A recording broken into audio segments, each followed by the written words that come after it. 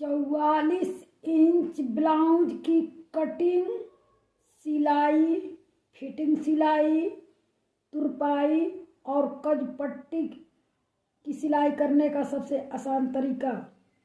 44 inch blouse की cutting, सिलाई, fitting सिलाई, तुरपाई और कज पट्टी बटन पट्टी की सिलाई करने का सबसे आसान तरीका।